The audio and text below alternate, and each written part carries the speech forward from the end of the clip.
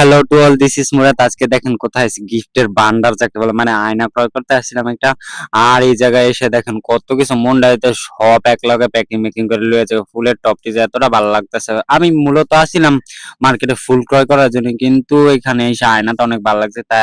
আর এই তো এই আয়নাটা প্রথম কইছিলাম, কিন্তু এই আয়নাটা অনেক ছোট, কিন্তু এই আয়নাটা অনেক ভালো লাগছিল, বাট এটা নিতে নিয়ে নেই ছোট দেখে। এই তো বড়টা কাকায় র্যাপিং করে দিতেছে, তাও পেপার দিয়ে। যাই হোক, এই তো এই বড়টা নিছি।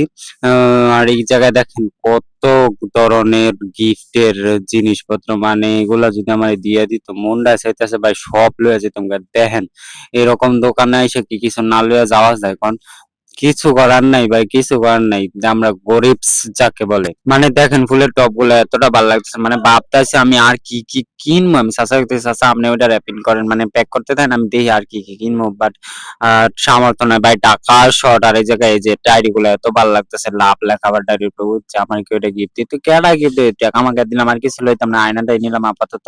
50 টাকা রয়েছে ভাই টাকা আমাকে দিয়া। ওকে, যাই হোক, কিনলাম। আর এতটা রোদ ভাই, কয়েকদিন ধরে গরম যা পড়ছে ঈদের পরের থেকে, আর এই আইসক্রিম খেতে খেতে বাড়িতে চলে আসলাম।